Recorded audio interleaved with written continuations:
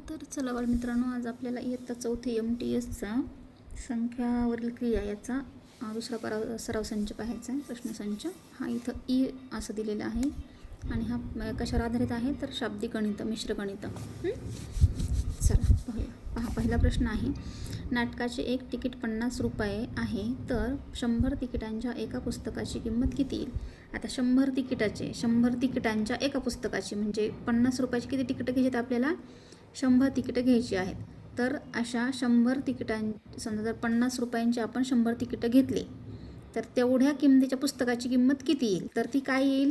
50 × 100 आपल्याला करावे लागतील. इथं 50 × 100 मग जे उत्तर येईल ती काय होईल? त्या एका पुस्तकाची किंमत येईल. म्हणजे त्या एका पुस्तकाची किंमत नाटकांच्या 50 तिकिटांच्या बरोबर आहे असं त्यांचा अर्थ आहे. ठीक आहे. आता आपल्याला शून्याचा नियम माहिती आहे. शून्याचा नियम म्हणजे काय? जर गुणाकारामध्ये शून्य असतील तर काय करायचं?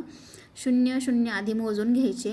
1 2 3 शून्य आहेत इथं, ते जशाला तसे लिहायचे आणि त्या संख्यामध्ये जे अंक दिलेले आहेत फक्त त्या अंकांचा गुणाकार करायचा. मग 5 1 5, तर आपलं उत्तर किती आलं? 5000. म्हणजे त्या एका पुस्तकाची किंमत किती असेल? 5000 रुपये असेल. दुसरा प्रश्न, गुण्य 13 आणि गुणक 12 असेल तर गुणाकार किती येईल? आता पहा, अशा वेळेला काय करायचं? एकक स्थानच्या संख्या पाहायच्या आधी. एकक स्थान इथं किती आहे? 2 आहे, इथं 3 आहे. बेत्रिक 6 म्हणजे यांचा एकक स्थानचा अंक 6 येईल.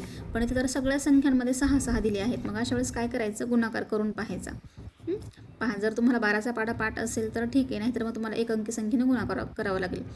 12 1 12 12 25 12 36ला 6 हातचे आले 3 आणि 12 7 84 3 किती? 87. म्हणजे 876 हा आपला गुणाकार येतो. हे बरोबर आहे. त्याच्यामुळे आपल्याला पाठ हवेत म्हणजे आपले गुणाकाराचे वगैरे उदाहरणं पटकन सोडवता येतात.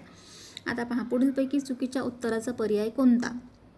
आता पहा बाळांनो, इथं पण एक ट्रिक वापरायची. गुणाकारामध्ये आपण जसं वरती पाहिलं की एकक अंकीच्या संख्येचा आधी गुणाकार करायचा, मग तसं पाहायचं. पहा, आता 4 × 5 जर आपण केलं तर इथं काय येतं? पहिल्यांदा 0 यायला पाहिजे, कारण 4 5 20, पण इथं तर 6 आलेले आहेत. म्हणजे हाच पर्याय चुकीचा आहे. आता इथं पहा, 7 2 14, इथं हे बरोबर आहे, एक स्थानी 4 आलेले आहेत. पुन्हा 21 आणि 10चा गुणाकार काय येतो? 210, कारण अंकांची गुणाकार केला आणि 0 जशाला तसं दिलं. 210 हे बरोबर आहे. 17 × 100, 17 1 17 आणि 2 अंक जशाला 2 0 जशाला तसे गुणाकाराच्या नियमानुसार, म्हणजे शून्याचा गुणाकाराचा जो नियम आहे त्याच्यानुसार. मग 17 1 17 आणि 2 0 जशाला तसे. म्हणजे मग आपल्या चुकीचा विचारलेला आहे आपल्याला. मग चुकीचा कोणता आला? हा आला. कोणती ट्रिक वापरली आपण? एकक स्थानच्या संख्यांचा आधी गुणाकार करून पाहिला. 5 चोक 20, 20 म्हणजे इथं आधी 0 यायला हवे होते आणि मग हे हातचे किंवा बाकीची जी गुणाकाराची क्रिया आहेत ही नंतर व्हायला पाहिजे होती. पण इथं एकक स्थानी किती दिलेले आहेत? 6 दिलेले आहेत. म्हणून हाच पर्याय चुकीचा आहे. म्हणजे बरोबर पर्याय आपला उत्तराचा हा येईल, कारण आपल्याला चुकीचा पर्याय शोधायला सांगितलेला आहे. मग आपला चुकीचा पर्याय तो येईल. म्हणजे उत्तर आपला पहिला पर्याय येईल. आता पहा, 15ची 5 पट किती होते बरं? 15ची 5 पट 15 5 75 आणि 12ची 5 पट 60. 5 पट म्हणजे 12 किती वेळेस घ्यायचे? 5 वेळा. आणि 15 किती वेळेस घ्यायचे? 5 वेळा. यांची किती आली बेरीज? 135. आता 135 म्हणजे किती बरं? पहा, आता इथं पर्याय कसे दिले तुम्हाला? 135 पण पर्यायामध्ये दिलेला आहे. 130 आणि 5 हे पण 135 होतात आणि 125 अधिक 10 हे पण 135 होतात. ऑल ऑफ दीज म्हणजे हे सर्व पर्याय काय आहेत? बरोबर आहेत. म्हणजे इथं आपला पर्याय क्रमांक 4 येईल, कारण 135 135 आणि 135 तिन्ही पर्यायांचं मिळून काय उत्तर येतं? 135 135 हेच उत्तर येतं. म्हणून पर्याय क्रमांक 4 हे उत्तर येईल. ठीक आहे. आता पहा प्रश्न क्रमांक 5. 525 × 0. आता पहा, शून्याचा गुणाकाराचा नियम काय असतो? कोणत्याही संख्येने जर शून्याला गुणलं किंवा शून्यानं कोणत्याही संख्येला गुणलं तर गुणाकार काय येतो? 0 येतो. म्हणून हे आपला इथं काही जास्त विचार न करता फक्त नियम लक्षात ठेवलं तर आपलं पटकन उत्तर निघून येतं आपल्याला. पर्याय क्रमांक 2 हे याचं उत्तर आहे. आता पहा, इथे एक चिन्ह दिलेलं आहे 5 × परत तेच चिन्ह इथं दिलेलं आहे ×2 आणि यांचा गुणाकार कोणता असेल? आता परत तोच आपल्याला नियम लावायचा आहे गुणाकाराचा, एकक स्थानाचा. आता 5 2 किती येतात? 10 येतात. 5 2 10 म्हणजे काय? एकक स्थानी किती आले? 0 आले. आता बाकीची गुणाकाराची क्रिया आपली आणखी बाकी आहे. पण पहा, एकक स्थानी किती पाहिजे आपल्याला? 0 पाहिजे.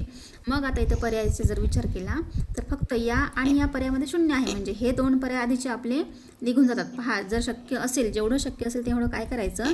चुकीचे पर्याय ना ते आधी पटकन आपण त्याला हे करून टाकायचं, म्हणजे खोड करून टाकायचं. म्हणजे काय होतं, आपल्याला उरलेले जे 2 पर्याय आहेत ना त्यांना आपल्याला वेळ देता येतो आणि त्याच्यावर विचार करता येतो. प्रत्येकच पर्याय पाहत बसायची गरज नाही. आता इथं तर आपल्याला 0 पाहिजे. आता पहा, दुसरी एक ट्रिक काय आहे याच्यामध्ये, इथं पण 2 अंकी संख्या आहे आणि इथं पण 2 अंकी संख्या आहे. म्हणजे संख्या मोठी आहे आणि यांचा गुणाकार पण मोठा येणार आहे. मग आता इथं परत एक काय ट्रिक वापरायची. आता ह्या 2 अंकी संख्येचा गुणाकार 40 तर येऊ शकत नाही, कारण गुण्य पण 40 आहे आणि गुण्य पण 2 अंकी संख्या आहे आणि गुणक पण 2 अंकी संख्या आहे. यांचा गुणाकार काय एवढी छोटी 40 संख्या येणार नाही. म्हणून इथं कोणता पर्याय आहे आपला, हा 1 नंबरचा पर्याय आहे 180. आपण काय गुणाकार करत बसलो का नाही, आपण फक्त ट्रिक वापरल्या आणि विचार करून थोडंसं लॉजिक लावून आपण हा प्रश्न सोडवला. आता हा प्रश्न क्रमांक 7 काय आहे आपला प्रश्न क्रमांक 7 पहा.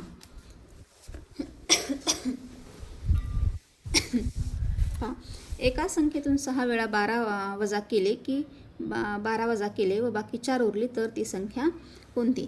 आता एक संख्या आहे, तिच्यामधून किती एक संख्या आहे, समजा ती संख्या x आहे, त्याच्यामधून आपण 6 वेळा 12 वजा केले.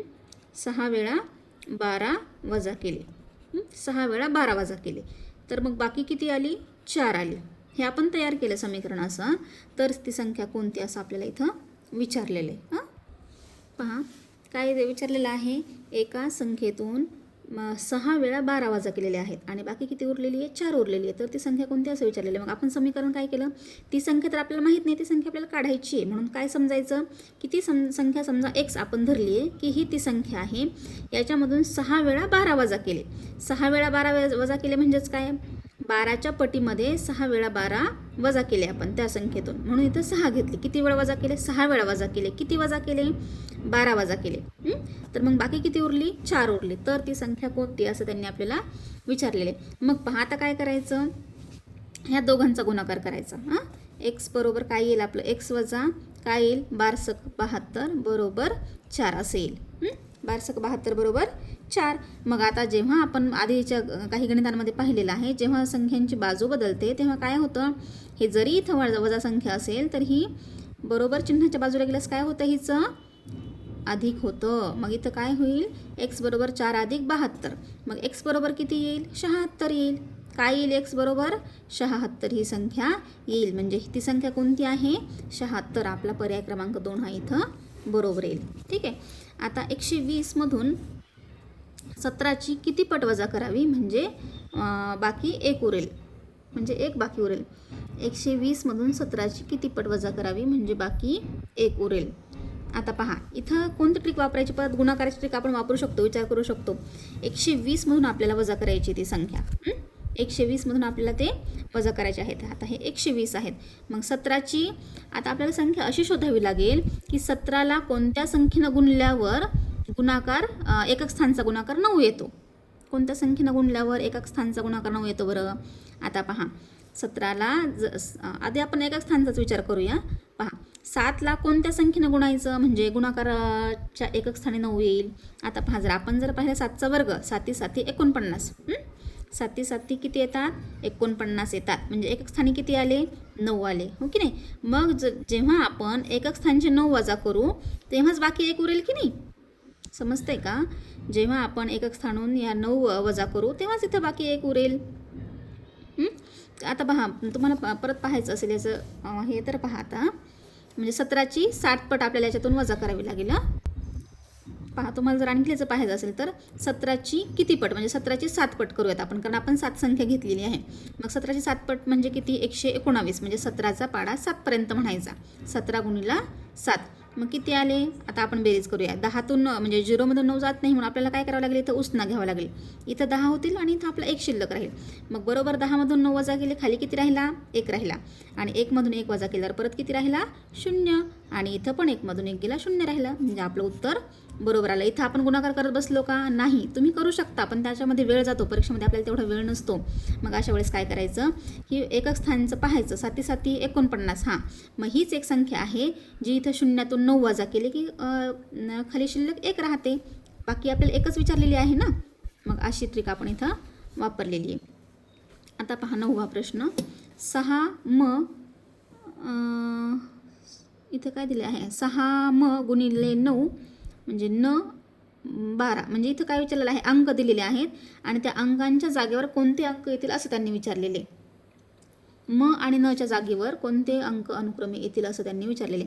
आता पहा हे कसं शोधायचं, परत तीच ट्रिक आपण इथं वापरू शकतो. म्हणजे 9ला कोणत्या संख्येनं गुणल्यावर 2 येतं बरं एकक स्थानावर, करा विचार. पहा 9 8 72. 9 8 72. जर समजा आपण इथं 8 ठेवले तर किती येतात, 9 8 72 बरोबर येतात. जर अनुक्रमे विचारलेलं आहे म्हणजे म आणि न, आधी मचं विचारलेलं आहे नंतर नच विचारलेलं आहे. पण आपण जर इथं विचार केला तर आपल्याला एकच स्थानी इथं आधी 2 पाहिजेत. म्हणजे इथं मची किंमत काय ठेवू आपण, 8 ठेवू. 9 8 72 हातच्याले 7. मग 9 सखी 54. 54 आणि 7 किती होतात, पहा बरं 54 आणि 7 किती होतात, 61 होतात. 61 पैकी एक इथं आहे, इथं किती येतील, 6 येतील. म्हणजे आपला कोणता पर्याय बरोबर येईल, 8 आणि 6 हा पर्याय आपला बरोबर येईल. मग 8 आणि 6 कुठं आहे, आता आधी इथं मचं विचारलेलं आहे, मग मचे किती येतील, 8 येतील आणि नचं काय येईल, 6 येईल. पहा मग परत एकदा विचार करा, कारण इथं म आणि नच्या किंमती विचारल्या म्हणजे ह्याच आधी मचीच किंमत सांगावी लागेल आणि मग नंतर नची किंमत सांगावी लागेल. मग मची किंमत काय आली आपली, 6 8 आली आणि नची किंमत 6 आली. आता इथं दोन्ही पर्याय सारखे आहेत, पण तसा जर विचार करायला गेला तर हे 6 ही किंमत कशाची आहे, नची. किमती बरोबरच आहेत, नची 6च राहणार आहे, मची 8च राहणार आहे. पण प्रश्नात काय विचारलेलं आहे, अनुक्रमे. अनुक्रमे म्हणजे काय, जी किंमत तुम्हाला इथं आधी विचारलेली आहे त्याच क्रमानुसार तुम्हाला त्या संख्या त्यांना सांगाव्या लागतील. जरी इथं न असलं असतं आणि तुम्ही जर इथं आधी जर मची किंमत सांगितली तर ते पर्याय चुकीचा होईल, म्हणजे ते अदलाबदल होईल. मग ही अदलाबदल तिथं आपल्याला चालणार नाही. मग अशा वेळेस काय करायचं, आधी मची विचारलेली आहे म्हणून मची किंमत किती आली, 8 आली आणि नची किंमत आपली किती आली, 6 आली. म्हणून आपला पर्याय क्रमांक 2 इथं बरोबर होईल. पहा शक्यतो काय करायचं, गणित सोडवताना ट्रिक वापरायच्या, त्याच्यासाठी पाढे पण आपल्याला पाठ पाहिजेत म्हणजे आपण पटकन गुणाकार करू शकतो. पहा आता हा सराव संच आपल्याला संपलेला आहे. आता पुढील सराव संच पुढील व्हिडिओमध्ये आपण पाहूया. ठीक आहे.